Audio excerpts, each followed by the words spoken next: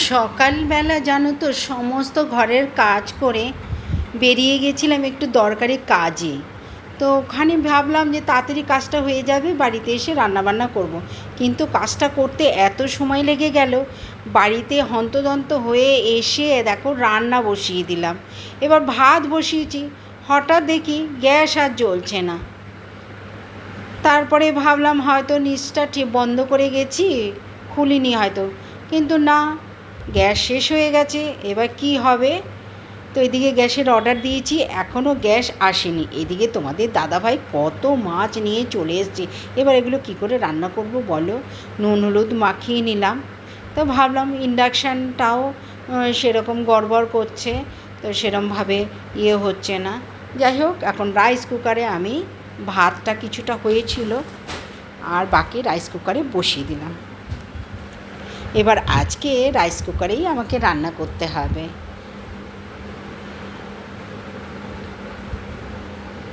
মোটামুটি রাইস কুকারে ভাত হয়ে এসছে। এইবার আমি মাছটা কি করব বলো তো? মাছটা সব মশলা দিয়ে মেখে রাইস কুকারে বসিয়ে দেবো। তো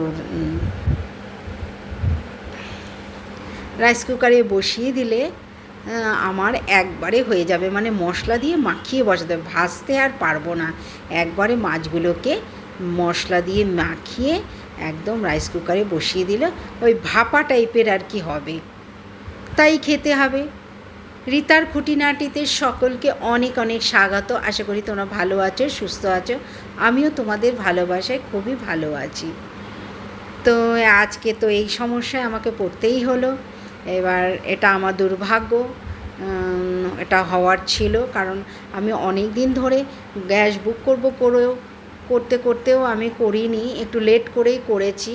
কারণ আমার বোঝা উচিত ছিল যে গ্যাস কোনো সবসময় যে তাড়াতাড়ি আসবে এমন কোনো কথা নেই, দেরিও হতে পারে। এইবার আমার কপাল খারাপ, তাই একটু গ্যাসটা দেরিই করলো। কারণ 2-3 দিন হয়ে গেছে আমার, যেদিন গ্যাস বুক করি তার পরের দিনই ঠিক চলে আসে, এইবার আসেনি। তাতে একটু আমার সন্দেহ হচ্ছিল যে কেন আসছে না, কি ব্যাপার। ফোন করেছিলাম, বললো 2-1 দিনের মধ্যে চলে আসবে। ইতিমধ্যে আমার গ্যাসটা শেষই হয়ে গেল। এবার আমার দুর্ভাগ্য, কি করা যাবে। আর এইভাবেই আজকে দিনটা আমাকে চালাতে হবে। কালকে সকাল সকাল বলেছে গ্যাস চলে আসবে, দেখা যাক কি হয়। তো আমার মাছটা নিয়েই চিন্তা হচ্ছে, ভাতটা নয় কোনো রকম হয়ে গেল। এবার মাছগুলো বেশ বড় বড়, জানো তো, যদি ভেতরে সেদ্ধ না হয় মাছগুলো নষ্ট হয়ে যাবে। কি করা যায়? তোমরা জানো নুন হলুদ মাখিয়ে ফ্রিজে রাখা যাবে? তাহলে ফ্রিজে রেখে দেবো, আর নাহলে 2-4টে একটু করে দেখতে পারি। তো ব্লগটা তোমাদের ভালো লাগলে লাইক কমেন্ট শেয়ার করে দেবো। আজকের মতো আসি।